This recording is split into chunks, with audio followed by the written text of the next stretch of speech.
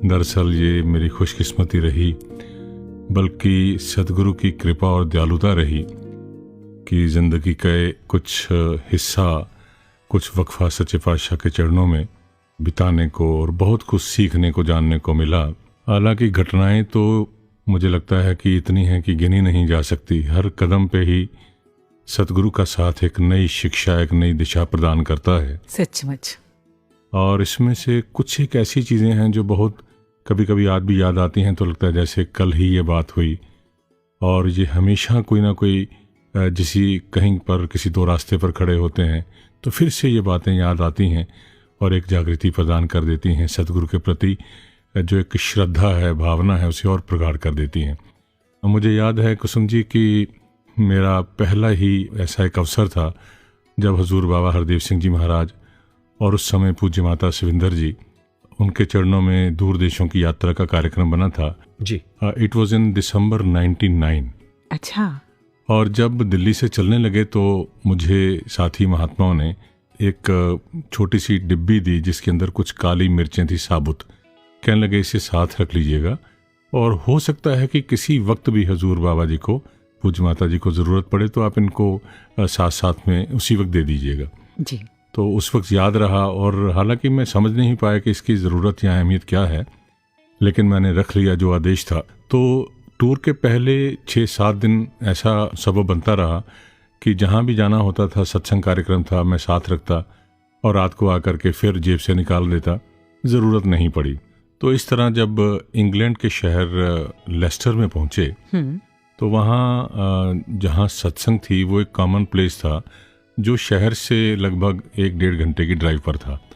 वहाँ सत्संग में पहुँचे, कार्यक्रम चल रहा था और सत्संग के दौरान हजूर माता जी ने दास को इशारा करके जब बुलाया और हल्के से पूछा कि वो काली मिर्च।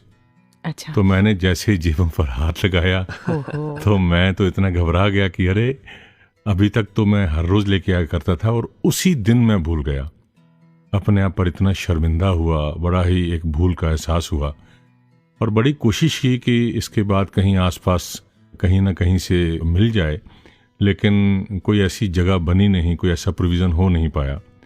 मन के ऊपर बड़ा बोझ सा बना रहा। हालांकि पूज्य माता जी ने उस वक्त फिर से बुला करके कहा अगर अवेलेबल नहीं भी है तो कोई बात नहीं, ऐसे ही काम चल जाएगा। यानी माँ ने मुझे एक तरह से बिल्कुल हल्का फुल्का कर दिया ताकि मेरे दिमाग पर बोझ ना रहे। लेकिन मैं अंदर ही अंदर अपने आप एक अपराध बोध भाव से भरा रहा। और जब शाम को सैर करते करते, टहलते टहलते पूज्य माता जी के चरणों में प्रार्थना हुई, लेकिन उस वक्त मैंने ये भी जानना चाहा, जिज्ञासा थी कि आखिरकार उसकी ज़रूरत उस रूप में कब थी, क्यों थी। और पूज्य माता जी ने बड़े प्यार से बात करते हुए जब मुझे बताया, कहने लगे दरअसल बाबा जी बीती रात को काफ़ी लेट से, बल्कि अर्ली मॉर्निंग सोए। कुछ प्रबंध की सेवाएं थी, कुछ जो लोकल कुछ ऐसी ज़रूरतें थी, कुछ महात्माओं से मिलना था, तो लगभग सुबह 4 बजे सोए और 1-2 घंटे के बाद ही उठ गए थे। और सुबह जब स्टेज पे विराजमान थे तो कई बार फिर रात को नींद पूरी ना होने के कारण उसका असर बना रहता है जी। तो वो कहीं सुस्ती सी ना हो, तो ऐसे वक्त में हजूर अक्सर वो काली मिर्चें जो साबुत 2-3 वो मुंह में डाल लेते हैं और वो खाते हैं। उसका कड़वापन जिसके कारण वो सुस्ती भी नहीं आती।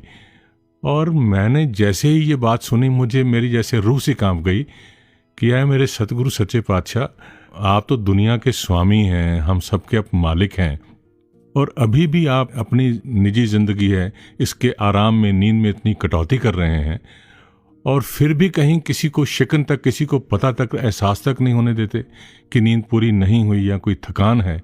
और उस पर यह उपाय कि अपने आप को तकलीफ में रख करके, कड़वेपन में जुबान में रख करके, और ऐसे लगा कि सच्चे पातशाह किसके लिए आखिरकार, क्यों?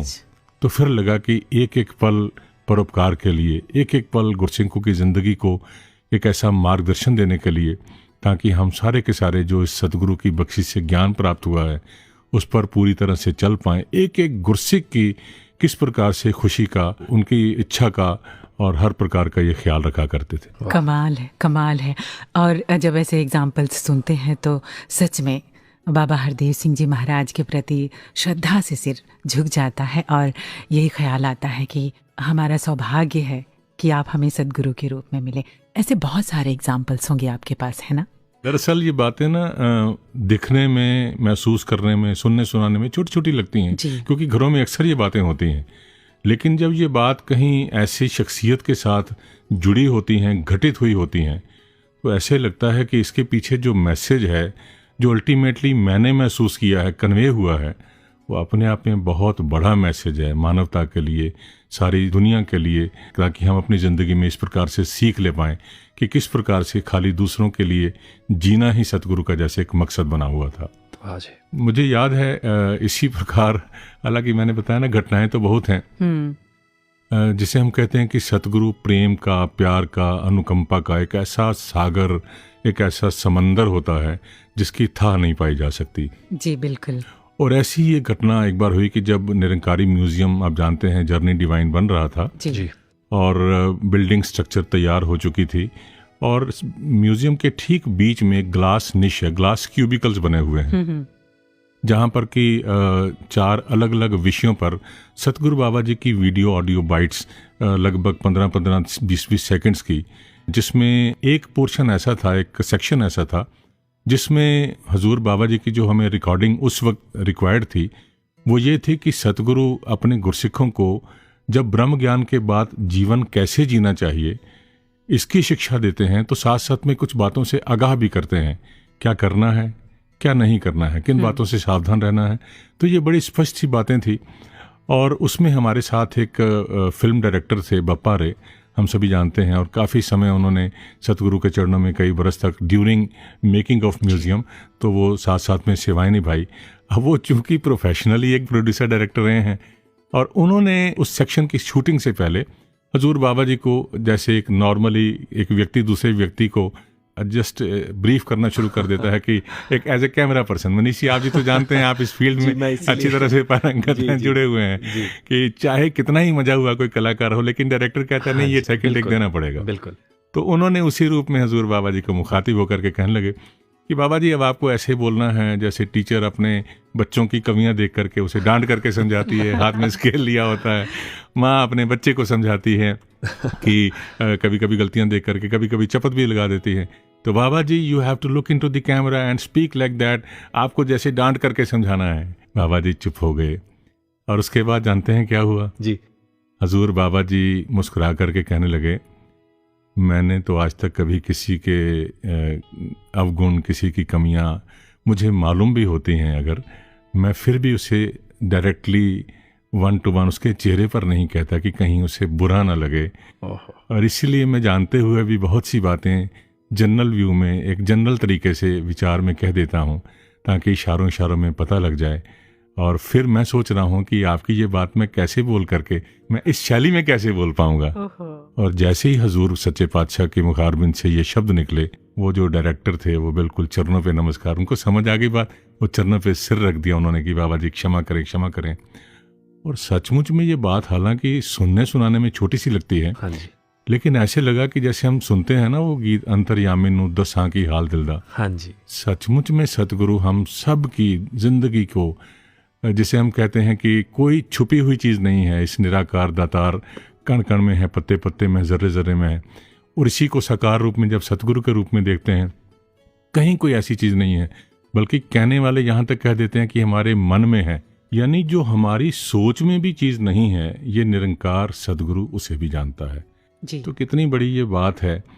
और फिर सबसे बड़ी बात यह है कि जानते हुए भी इस प्रकार से प्रेम के भाव में, किस प्रकार से हर गुरसिक के लिए अनुकंपा, क्षमाशीलता, ये सचमुच में ऐसे अद्वितीय गुण सतगुरु के हम सभी जानते हैं, होते हैं।